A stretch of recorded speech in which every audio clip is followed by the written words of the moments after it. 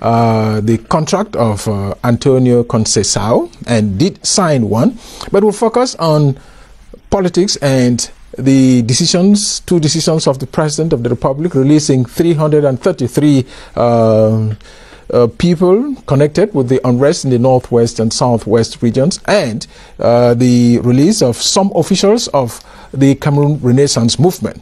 Our main menu will be the aftermath or perspectives of the major national dialogue, which in itself is now history, but the effect of what took place will certainly be animating not only the political game in the country, but also history, given that much was decided during that major national dialogue. To do that with me on the program this midday, we have Nkemngu Martin, senior journalist. You're welcome. Thank you. It's also Franklin Bayen. We're waiting for two of our guests, Eric Chinje and Dr. Simon Monzo. I'd like us to begin with our press review with Emanuela Vemnu.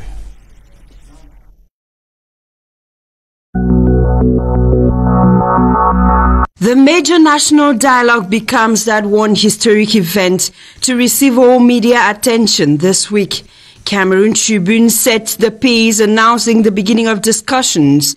The Horizon sees it as a gateway to ending the Anglophone crisis. Then the Post-Weekender publishes the faces of the main Anglophone participants at the dialogue and affirms why fate of Anglophones hangs on their shoulders. The Guardian Post questions, will national dialogue right the wrongs? As Municipal Update quotes PM Dion Gute, the future of this country is in our hands. But the Voice newspaper is worried that dialogue on Anglophone problem, yet no room for root causes. This as Newswatch reminds its readers that 70% of delegates are Anglophones. As the brainstorming continued with openness marking working committee as contained on Cameroon Tribune, the Guardian Post saw frank, bitter outburst rocking national dialogue boat. The reporter quote Honorable Fobi Chinda, Anglophones cannot be railroaded again. To the Post-Weekender, the dialogue is a forum for hard talk, intrigues, hypocrisy and political positioning. At the time, the bilingual daily Cameroon Tribune reports on the ex-combatants who stayed resolved for peace. Municipal Updates writes, 5 Amber generals drop weapons, embrace peace. To the Guardian Post, 5 Amber commanders show up at national dialogue, then warn that crisis in northwest and southwest will worsen if federation is not outcome of dialogue. To Newswatch, 5 Amber commanders renounce war, endorse dialogue, peace.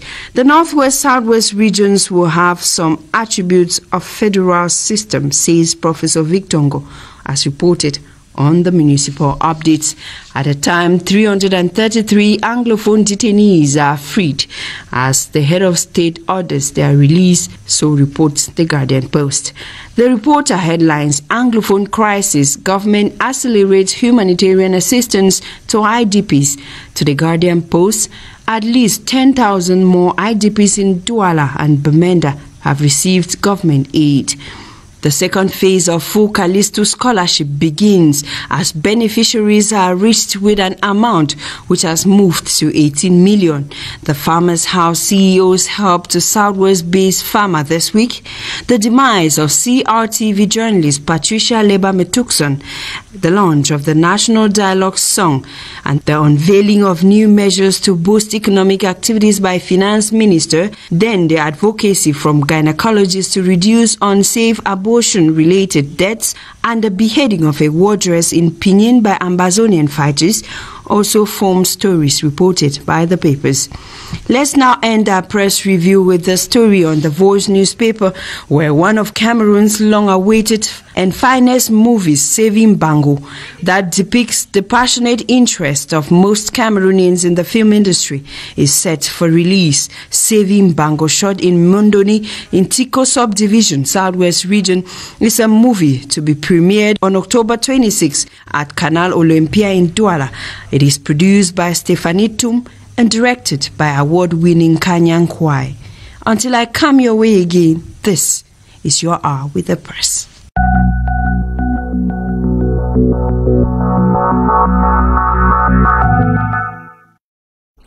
The news of the release of the presidential order requesting that the some leaders of the Cameroon Renaissance movement be released came in late for the press to pick on that. And so because it was on Friday night. So, but since we are the electronic media, we're still in line with the breaking news. So, what, in your opinion, translates that gesture from the President of the Republic, Martin? Well, I think the enthusiasm, the joy with which people received the news of the release of Professor Kamto and his supporters shows the appreciation that finally the President of the Republic has also thrown in the olive branch to get the country to reconcile to itself, not only on issues of the Northwest and Southwest regions, but also on the general political arena in the whole of Cameroon. I think it is a very, very welcome gesture and shows that President Biya has at heart the need to reconcile the country to itself now. Okay, the release said some. One would have expected the release to say all, but it was precise. It said some. Why, in your opinion, did they talk about some and not all? I wouldn't know. I wish I knew, but I would guess that because it was discontinuance and they were not yet sentenced, I'm sure that this is about those who were yet to be sentenced. I know, for example, the first vice chairman of the party, Mamadou Mokhtar, who has already been sentenced for another offense, was not released. So I guess that that was just to make the point that it wasn't a blanket amnesty.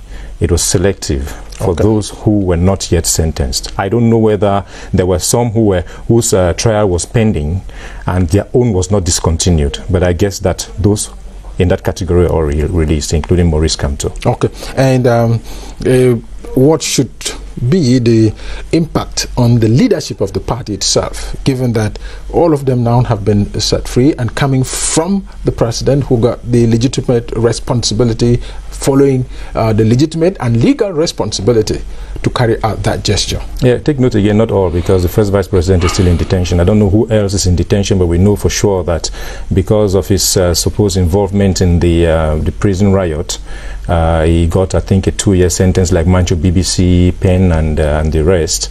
He is still in detention. For those who have been released, who are the we admit the henchmen of the party, the chairman, and the host of allies. The host of allies, Paul Eriking, Koka, and the rest. Zonga and the rest. Yeah, Zonga. I think Celestin Jamin also. I think this is a booster for the leadership of the MRC, or the CRM, as you want to call it, English or in French. I think it's a booster for them to know that they didn't yield, they didn't blink, and it is the powers that be that came to terms with them. They didn't get to terms with the powers that be. And we just followed Martin say that the president has thrown the olive branch over to the CRM. Well, you know, it is easy to say that. It is easy to say that it's easy to come from the valley, and then you get to the surface. Then you climb the hill.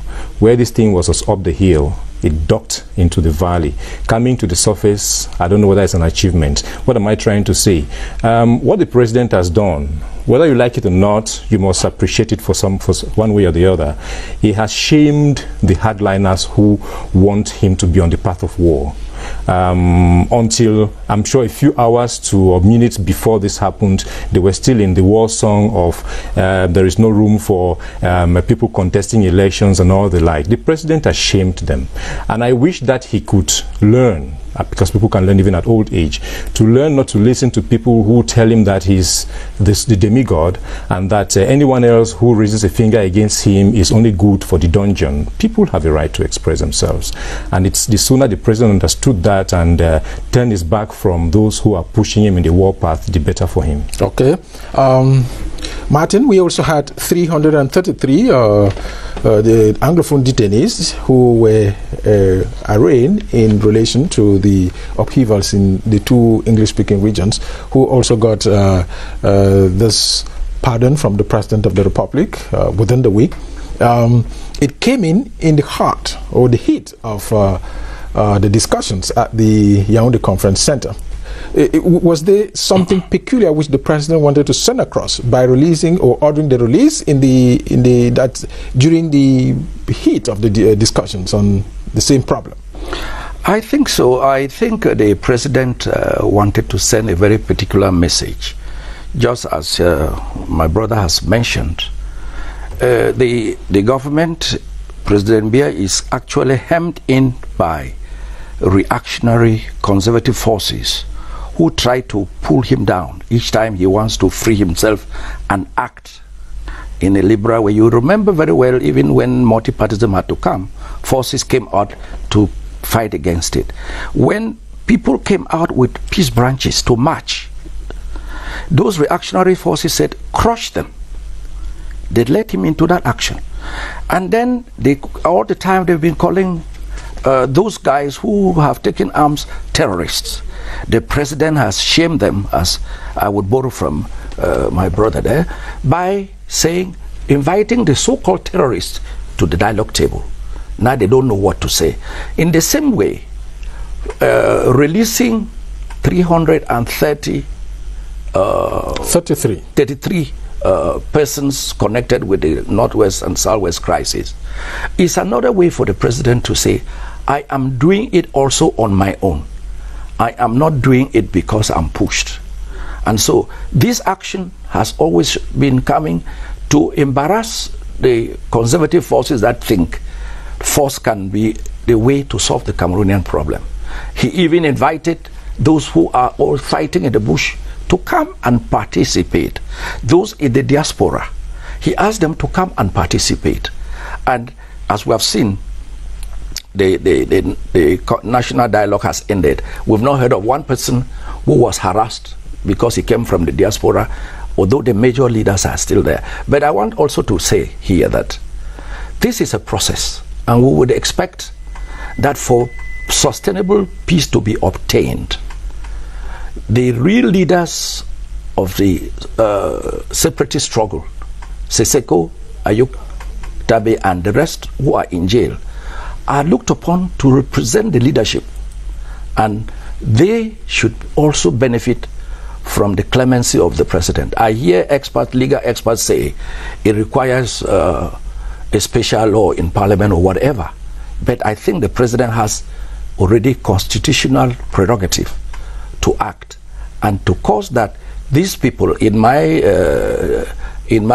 tribe, people say when you want to end a war, you don't count the casualties.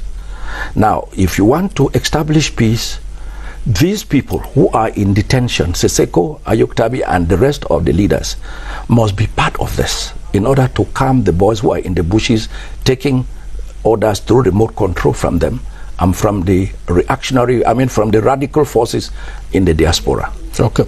I think it will be good for us to go back to our machines and ask our producer, Laurent Toge, to give us this report on the closing ceremony of the 5-day historic event that took place at the Yaoundé Conference Center here. And then we'll follow up on the resolutions of, rather, the recommendations of that conference, or that major national dialogue, to be more precise.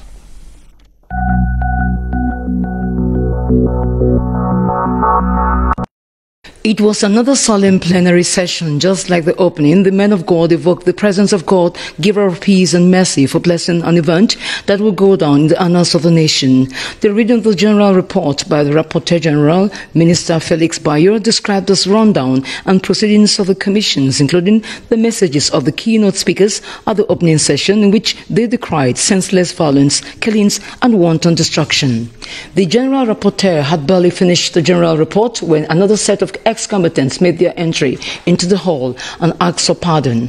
Another surprise was the symbolic 2,700,000 francs donated by the diaspora for the reconstruction of infrastructure destroyed during the violence. Custodians of tradition, Fonchafa and Madiba Songe, poured motions of support to the head of state for pardon granted to 333 detainees and for convening the national dialogue in which far-reaching outcomes are awaited. While applauding the serene atmosphere and the spirit of concord that prevailed throughout the entire process, Prime Minister John Good extended thanks to participants for the 4-day brainstorming exercise aimed at looking for ways of improving the living conditions and restoring peace among brothers of the same country. He saluted the clear reflection of the maturity and patriotism of all participants and the capacity of Cameroonians to come together in a united front to solve their own problems themselves. John Gute called on all Cameroonians to be instruments and ambassadors of peace, adding that recommendations can be truly implemented in a climate of peace and security. Before leaving this conference center, the Prime Minister received in audience another set of 27 ex-combatants that promised to work for peace. I'm calling on my brothers that they are still in the bushes, that no, we have come, nothing has been done, we have been forgiven. They have taken us back as the prodigal son, and they have promised us. We believe just from the discussion and the dialogue, we know that things will turn out for better. We trust God that it will be the best. It was a day well spent and a glitter of hope for better days ahead in the south and northwest regions.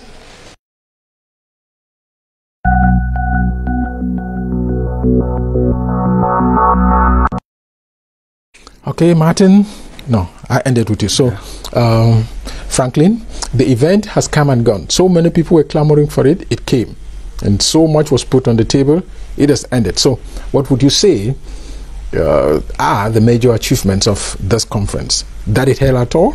Or that there is, some recommendations were made and that which will be satisfactory to many people? You never trust Cameroon even with resolutions. Even with resolutions.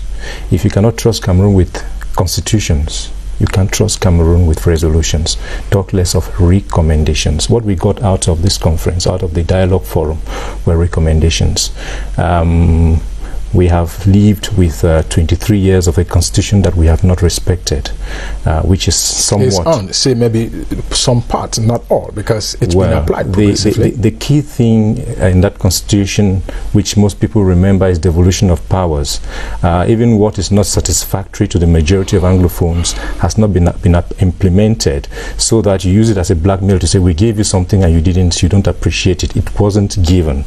So we haven't respected the constitution. I wonder whether we can respect resolutions, talk less of recommendations. I think the key thing that came out of the meeting was the fact that it held at all, and that it was a recognition of the fact that there was a problem.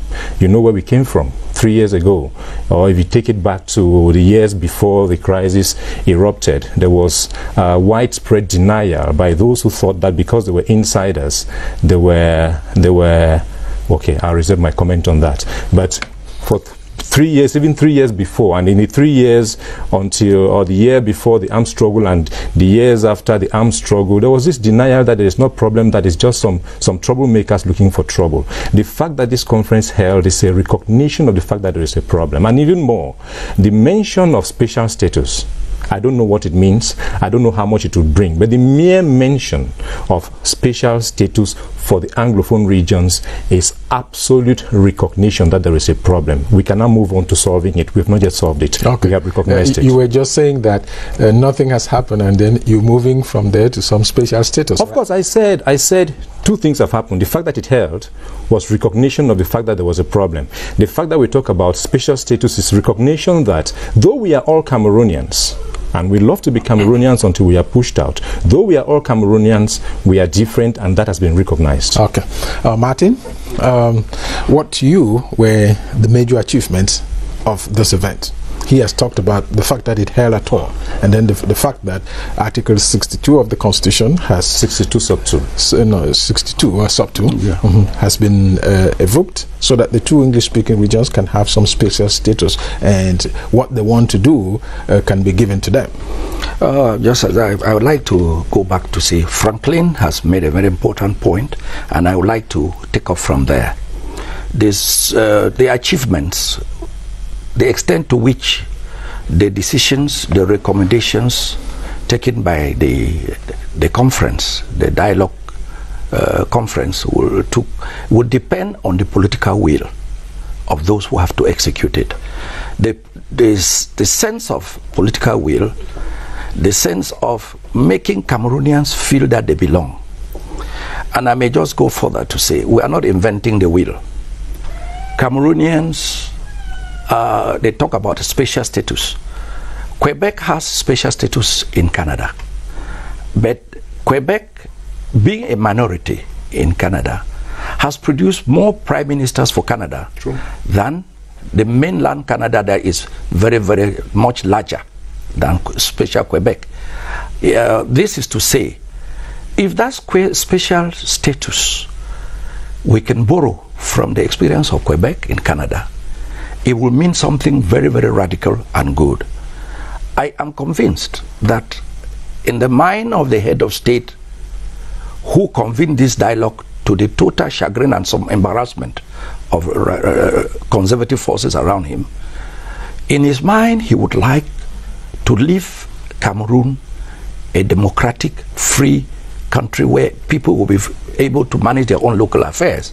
And so this special status should be like giving the Northwest and Southwest, recognizing their own identity, giving them equal rights as equal citizens who came from another independent state to join another one, and we form Cameroon. And I think this is the key issue. That special status should give that recognition to southern Cameroons. And that will now enable people to say, yes, we are here, but we have our identity. The multiplicity of issues and ethnicity and whatever should serve like the colors of the rainbow. That should make Cameroon more beautiful, more united, more progressive. Okay. Is that the only recommendation that struck my attention? That struck you? No. There was, of course. I was on the Education Commission, and we came out with very far-reaching recommendations. The two educational systems, the subsystem, the Anglo-Saxon subsystems, the two subsystems, Anglo-Saxon and the French subsystem, it was clearly stated that these should be allowed to develop independently without interruption. If along the line the experts are able to blend the best from both things to produce something uniquely Cameroonian, fair and good, but it shall not be done in a way to have a feeling, leave a feeling that one system wants to swallow up the other. That was one other aspect.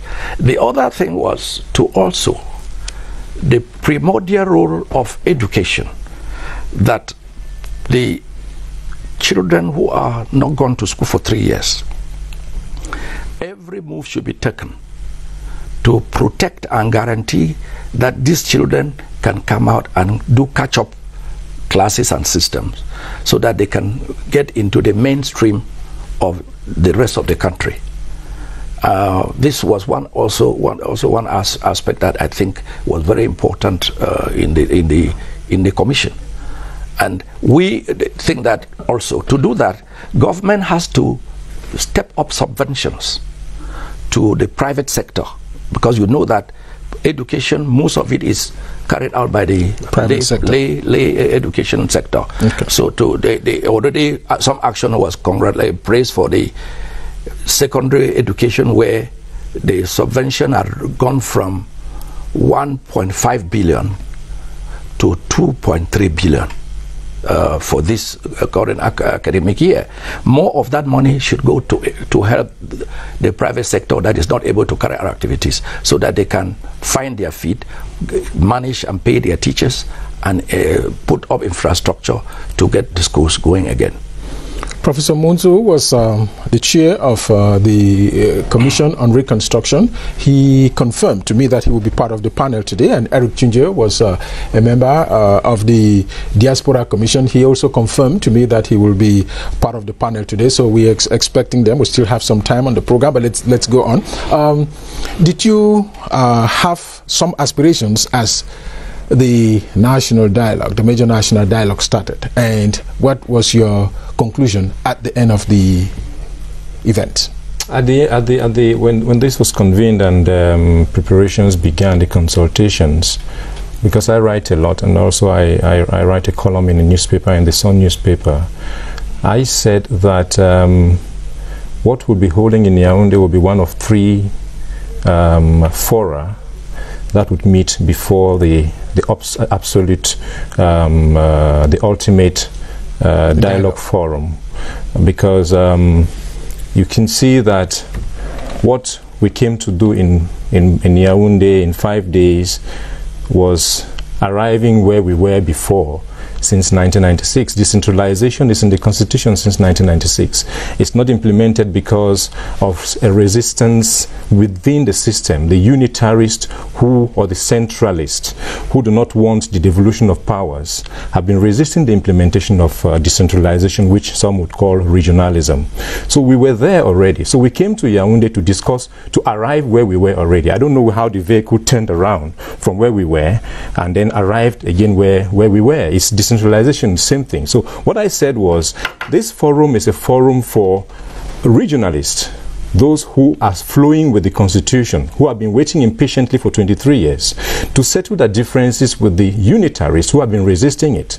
When that is done, that is step 1, group 1. Group 2 are the federalists. And I said in my write-up that the federalists would come here, but they will come here as observers.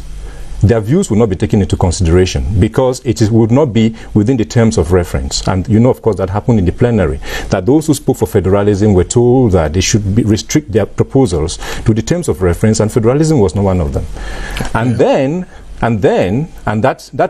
federalist forum would be, call it AAC3 or AGC. It will hold. It will hold. And Dr. Munzu, who is going to come here, I overheard him saying to somebody, we came here unprepared because we didn't hold AGC. AGC will hold. If we're going to solve the Cameroon problem, he's not here. AGC will hold for the federalists to thrash their differences, because there are federalists who want a 2-state federation, there are federalists who want a 10-state federation, there are federalists who want a 4-state federation, and who knows what number. That will be thrashed in the AGC. And in that AGC, even the unitarists who are Anglophones, even the regionalists who are Anglophones will be there to also try to make your point. But you know that the majority at AGC will be federalists. And there will be another forum for the separatists. When those 3 groups have met, there will be some forum mediated by forces that are not dominantly Cameroonian, who will be more neutral at a setting where... You're not talking as if you are prophesying. Well, do you find any other way this problem will be solved? Do you think that for how much people wished for peace, you cannot wish a war to end? You can wish for peace, you cannot wish a war to end. The reason we came to Yaoundé was because of the war. It's not because of memorandums. It's not because federalists are saying anything. It's not because unitarists are resisting. The federalist stance was elaborated. There was a blueprint ready. Mr. Nkemngu was there. In 1993 in Boya, nobody bothered. The reason we came to Yaoundé is because of the armed struggle. You cannot solve this problem to the exclusion of the actors of the armed struggle. But I heard somewhere somebody said they are a little minority, the extremists cannot hold us back. I don't know who did the survey. Look, I have a document here done by Cardinal Tumi's AGC group. And they conducted a survey among Cameroonians at home and abroad. And see the conclusion. 70%, this is blue, 70% of Anglophones polled want separation. That's just an opinion poll. It's an opinion poll. I don't know how reliable or unreliable it is, but it says something. And even if it didn't say something, the mere fact that there are people in the bush and that leadership is in jail and there are actors abroad who are influencing people down here, you cannot find peace in Cameroon to the exclusion of those actors. Except you want a way that everybody turns their guns against them. Let's see how we can go. But if we really mean for peace and if we love this country, I say this again, let me say it again, Joe, we love to be here. But if you are pushed away you go without looking back. Okay. But the president, by convening this major national conference, did, I would say, respond to the yearning desires of all. Maybe the approach might be different, but everybody wanted dialogue from abroad just as from within the country. Yes, that's true. That's why people went to Switzerland. They started some action there, trying to work for dialogue. Sample opinions, so yes. Collect opinions. Yeah. And the Prime Minister at the close of the ceremony said, contributions are still welcome, which means the process is ongoing. The event might have taken place, but the process of dialoguing is still ongoing, which can there accommodate the idea which Franklin was talking about, people who did not come, who still have their pitched positions. Yes, Franklin has made a point that, again, reminds me to bring this to the fore. That is to say, I was at the tripartite in 91. 93. 91. 91. And at that time, nobody was in the bush with guns. It was not the same scenario. This time, we have hundreds and hundreds of young men who have gone to the bushes. It's now 3 years down the line. It is a very difficult task for any government to bring peace to a country where young men have gone to the bush with guns and are being sponsored all the time. Therefore, it must be an all-embracing strategy. First, to ensure that there is genuine desire for sustainable peace. We would think that government should declare a ceasefire. That's why the Prime Minister said the dialogue is a process. They should declare a ceasefire, withdraw the military from back to the barracks and allow the gendarmes and the police to interact as they usually do. That way, those radical young men and women with guns in the bush will know that there is genuine effort to make peace. When that is done, of course, it does not to say government is to sue for peace is not to say you are a coward or you are weak. Government is strong, but it must show clearly beyond reasonable doubt that they are sincere for peace, and that it would include the action that is on the ground to calm tempers, and then call those who are in the bushes, who are still Cameroonians like us, to come out. Now, the second thing I think is also that confidence building, it will require that along the line somewhere, there should be a neutral voice that can help us develop a confidence and trust. You cannot have confidence building mechanisms. That includes a neutral voice. When the President of the Republic called this national dialogue, of course, the whole world reacted positively to it. The United Nations, the African Union, the European Union, the Commonwealth, and you name it. Cameroon, the government was happy with that because that was neutral voices. And even those, the separatists who were fighting, would take time to say, if the world approves of an action and we go against it, then we will be going against a stone wall. So we must also give in. So they have to shift. There must be a paradigm shift from the radicals on both one side and the conservatives on the other side, so that there could be a meeting ground that will enable Cameroon to advance and obtain sustainable peace. Okay. And can I just add something? Yes. In the recommendations on page 9, the third paragraph down the line, there's this statement that says, I don't know what they intended to say, but I'm trying to understand. It was also a common view that the responsibility to address these issues was primarily that of the Cameroonian people, even if the constructive support of our partners could be required at certain moments. I've heard people say loudly that Cameroonians are doing themselves, we can do it ourselves, we don't need, in very arrogant tones. In times like this, we don't need arrogant tone. In times of peace, that we don't need foreign friends, we can do it ourselves. But I think that reality speaks here, that our partners could be required at certain moments. And the Swiss initiative, which was on before this was called, the Swiss initiative, which we understand all the parties were involved in some way at some point in time, is not dead. The Swiss initiative involved all the main actors, and I'm sure the government of Cameroon was involved. At some point it was rumor, but in June, July, the Swiss came up with a statement and said, yes, they were in an action, in an initiative that involved, that had the approval of the main actors in this conflict. And they have said, after this forum was convened, that the initiative is not dead and it has nothing to do with this one. It is not like this one kills it. Okay. Their process is on. The point. And at some point, it will be the main thing that we hope could solve our problem. Okay. When you see the major active forces in the country being convened, it means that there's something very important going on. And you people might mention earlier on of Article 62 sub 2.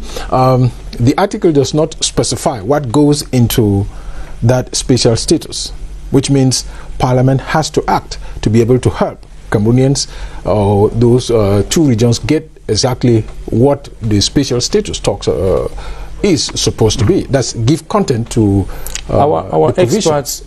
I and my uncle, Mr. Nkemngu, are just journalists. We have experts who could help in explaining. Unfortunately, there were members, Dr. Munzo, and there were members of that committee. There were members of that committee who, even if they are not here today, should use other fora to help people understand what they discussed. Because I'm not sure I'm sure that the content which is supposed to be through. Yeah, but I think that in that committee it was discussed. I'm not sure that just that blanket word was thrown. I'm sure it was discussed in that committee, and members of that committee should be able to tell us how it came about that the special status thing was proposed. I also think that I heard Mr. Aboy Machoy is one of those people in whom I have a lot of confidence in terms of knowledge. He said, what is the name? It looks like the name Federation scares people. We should rather look for content, which means that even when you are talking today of a special status, some of them already are privy to what the content will be. And so without letting the cat out of the bag, because they like to take Cameroonians by surprise, we would expect that the content should take into account issues that have caused Cameroonians, Northwest and Southwesterners, to come out protesting, because over the years they have had a feeling of marginalization, of discrimination, of abandonment. And having been brought up in a democratic culture, very typical of the Anglo-Saxon system, it is difficult to withstand and tolerate that over the years. You saw that with the AAC. People come out freely and express themselves. Now we are also saying, which is palatable to the ear, people can elect their leaders, the governors. Like in Quebec, they have their premier, they have their own assembly, and they can carry out their activities to manage the state issues within that region. Within that state, within Quebec, as the rest of Canada. In the same way, we would expect that the content, if they avoid the name Federation, they should put it such that we would not care the name, but the content will address. Content will satisfy the people. Now, let me say one thing about that content which makes me doubt a lot.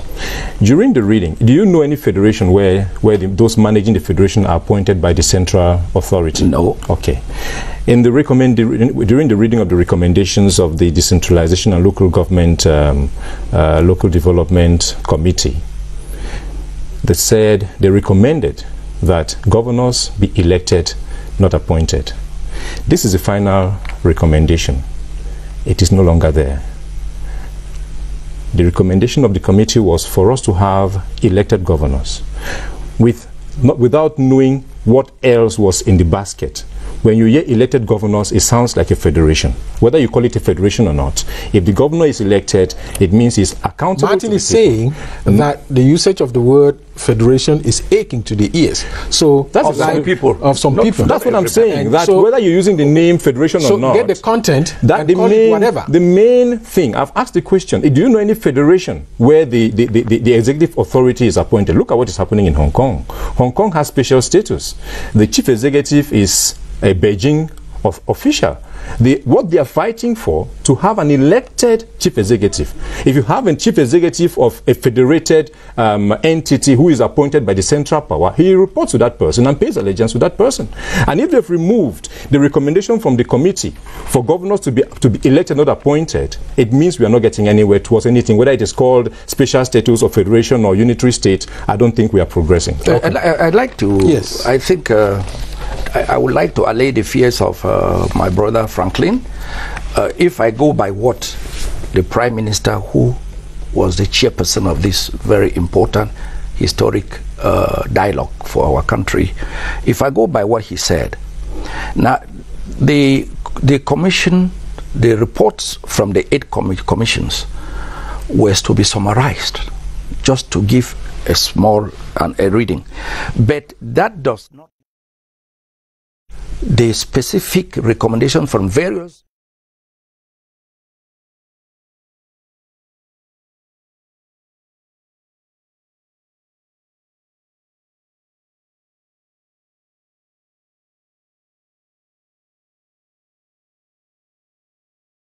because they are not elected. That was not removed.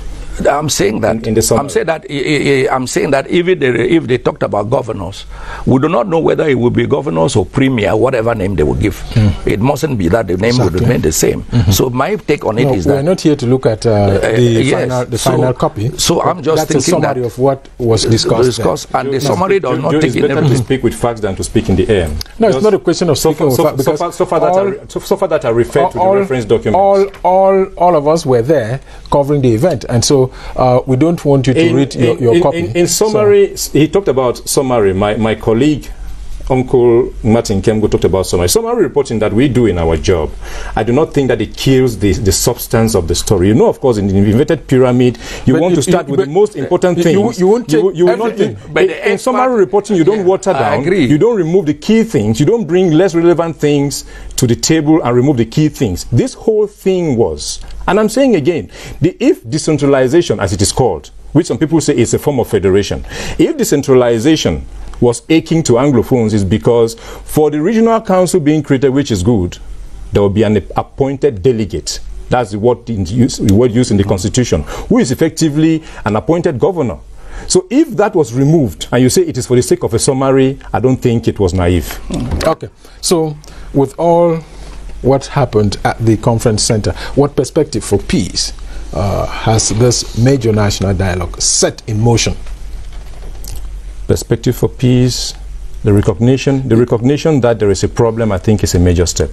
That recognition that the conference was called, or the dialogue forum was called, and the recognition that the Northwest and the Southwest have specificities that, though Cameroonian, are different, is a major step.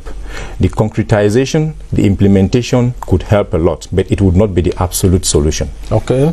Martin? I think the perspective for peace. The perspective for peace. Major national dialogue has steered. The perspective for peace gives room for hope, in the sense that even while the thing was in process, while the conference was in process, the President of the Republic went further.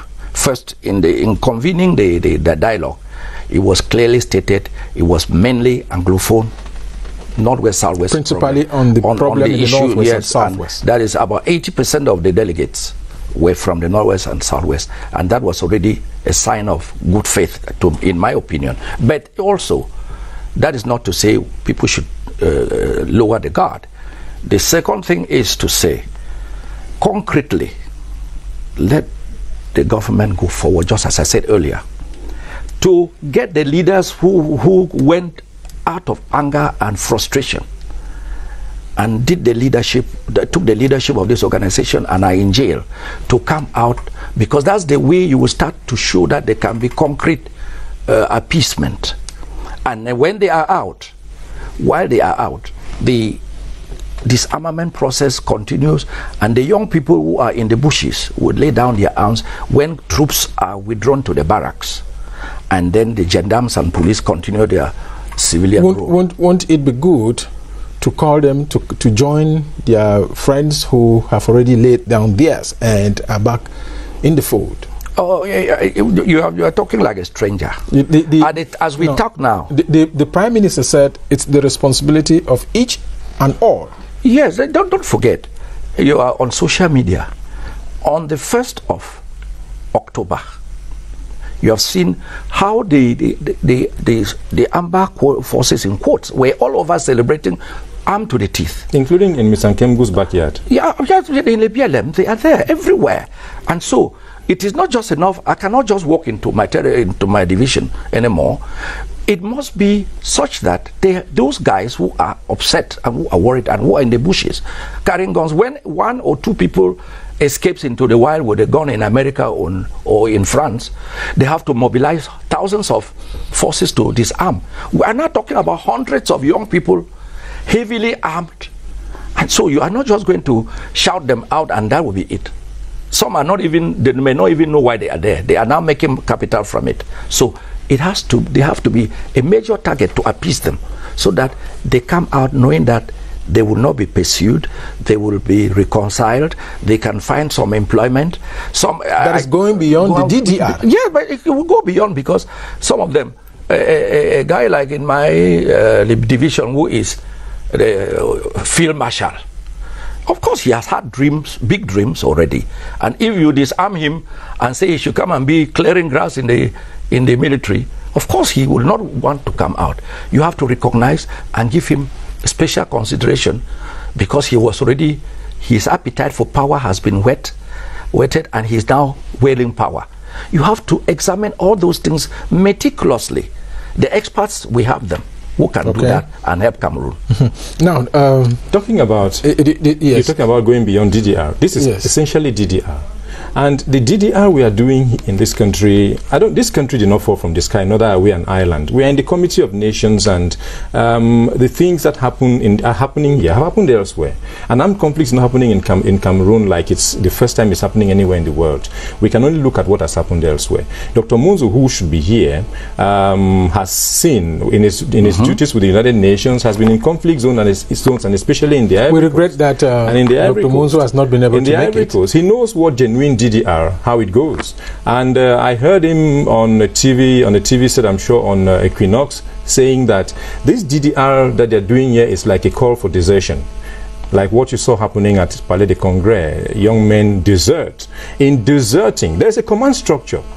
These are people with arms. Whether you say they are a regular army or not, they have about the same characteristics. When you desert, you face the risk of being killed. Yeah. So the time you are leaving your command to go turn yourself into the other command, they may hit you from behind. And on going to meet the enemy command to turn yourself in, if they don't understand what you're trying to do, they may hit you from in front. But regular DDR comes after a ceasefire, after peace talks, when the problem is solved. These young men are not, for whatever we can say, even if you listen to them, you know that they belong to a command structure.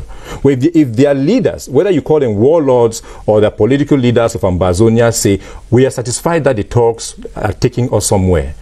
If any one of them, continues in the battle, it is their own commanders who will take on them. This happened in the Ivory Coast. I saw Guillaume Soro tell the soldiers, the former combatants who were asking for certain sums of money without which they would not lay down their arms. And he said, "Mate, where are we going to get these millions to give to you?" You can see that he had become an insider. And he thought that those boys were disturbances. When you have brought even the people you call rascals, the warlords, those disturbing the peace, when you have talked peace, you all begin to speak with one voice, and they know that those who are still causing trouble are enemies of the process. It's they who will go after them. But when you want to instigate them to desert and join your ranks, it's very dangerous. Those boys are organized. They may not have one commander. They may have 3, 4, 5 commanders who collaborate at some level. When peace talks are done, in the Ivory Coast, when Ibrahim Koulibaly, they were all fighting the same cause for Ouattara. But at some point, they realized that he was a nuisance. Soros boys went after him and killed him inside Abidjan. Let's be very careful. Let's not pretend that, no, we can do it ourselves and pretend like Cameroon. We are not an island. There are laid down procedures in ways that DDR is done. Let's follow them. Let's not be fooling ourselves and causing more trouble. Okay. You made mention earlier of this important aspect, which you said they have to use some covert diplomacy somehow to talk to the diaspora. And in the course of the discussions at the conference, on the conference center, those who came from the diaspora established a fund to assist the Northwest and Southwest, and 2.7 million was raised just overnight to be able to set in motion that fund. How do you see the contribution of the diaspora to this appeasement effort, besides what government should do to meet the radicals of Yes, now that to me, the contribution that was made by the Commission on the Diaspora, the quantum, the amount is not important to me, but the significance, the recognition that some funding is required, reasonable funding is required to support for the reconstruction process. This is a very important, pragmatic way of going about reconstruction and helping those who are already suffering on the ground. I think we can go beyond there. The diaspora, in conjugation and conjunction with the government, would need international support from financial institutions to come in with because this requires big sums of money, and to come in to give this necessary support first to weather the difficulties that are encountered by those who are already displaced, those who have been wounded, the families that have lost property and family members, and also to accelerate the reconstruction process.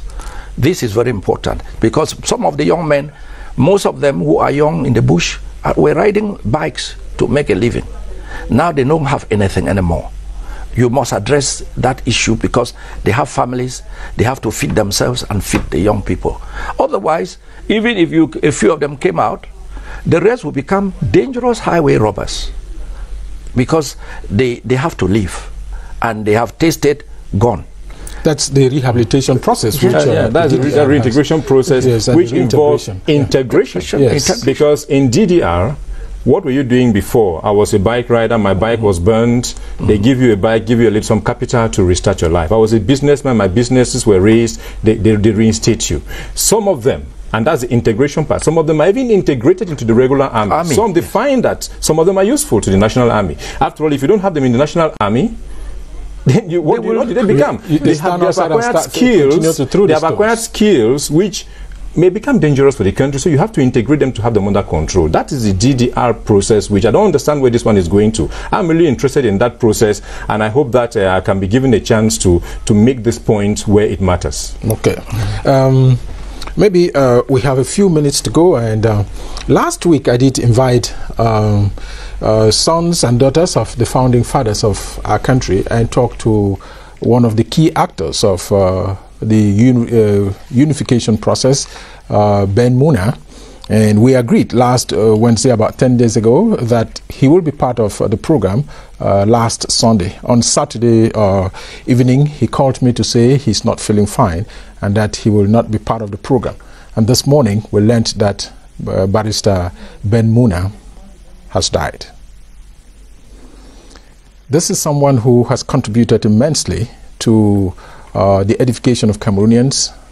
In this program, we've had him several times on Press R. He's worked as an international barrister in Rwanda. He was at the criminal court in Rwanda in the process, and he has been part of this Press R on several occasions. Maybe a word from you, Martin, and then Franklin on Barrister Ben Muna, who has just passed on. When I had that information this morning, I was seriously shocked. First, Barrister Ben Muna was a personal friend, And he is one of those personalities, by the contribution he has made to this country, who deserves even a monument in recognition. We shouldn't be building monuments in honor of foreigners who came and colonized us and ignore our own heroes. He was a very accomplished Cameroonian who made Cameroon proud. It's a great loss. May his soul rest in perfect peace. Franklin?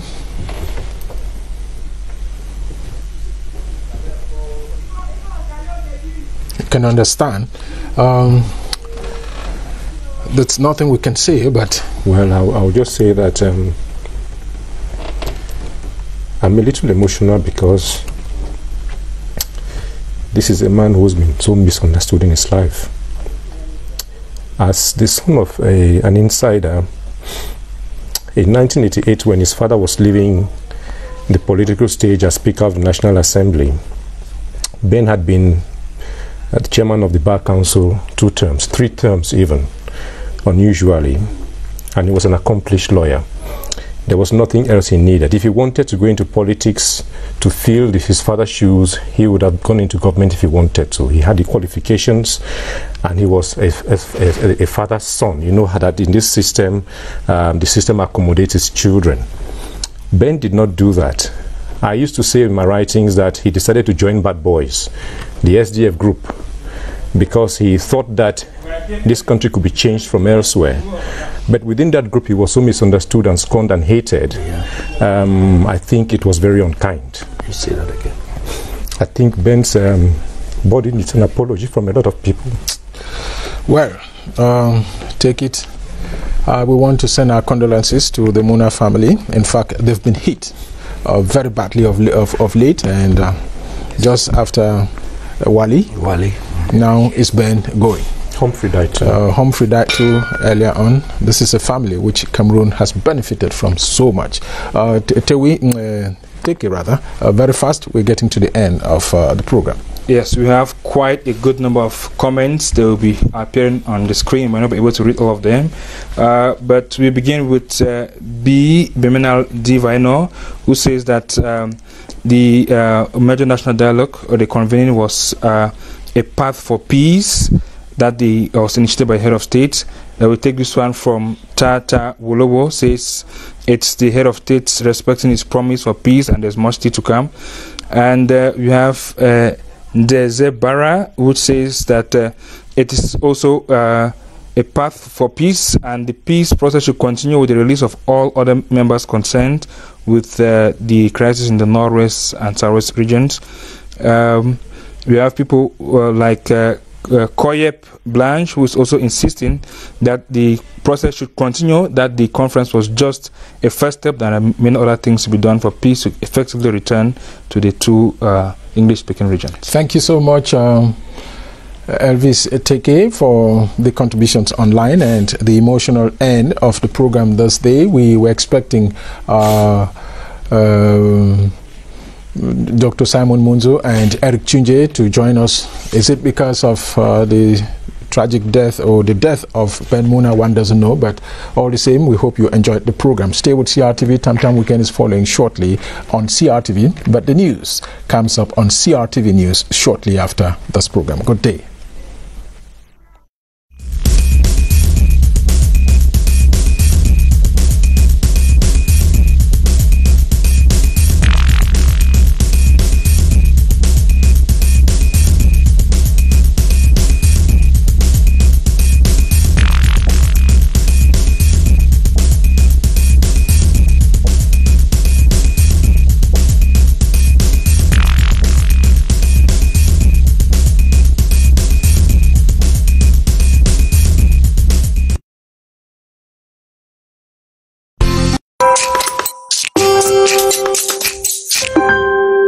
Comité de vigilants. Vous riez de quoi? Parce qu'il a écrit vigilant, V-I-J-I-L-A-N-T. Malgré vos railleries, sachez une chose, c'est que être vigilant, V-I-G-I-L-A-N-T, c'est la qualité première d'un bon comité de vigilance. Allons découvrir ensemble votre nouvelle laverie. Ouvert O-U-V-E-R. Ouvert pour lave. Pour lave les motos sans S, les taxis sans S et tout genre de véhicules. Tout genre, J-A-R. Véhicule, V-E-U-C-U-I-L. Tout genre de tapis. Bon, enfin, ce qu'il faut retenir en résumé de cette plaque, c'est qu'il y a tout genre. Genre, G-E-N-R-E. Hein, c'est pas genre, c'est genre. J-E-N-G-R-E. Tout genre de véhicules, tout genre de tapis. Bref, sur cette plaque, il y a tout genre de fautes. Quoi? Chair de poule, chair, C-H-A-I-R-E. Non, cette façon d'écrire chair de poule, ça me donne vraiment de la chair de poule, chair, C-H-A-I-R.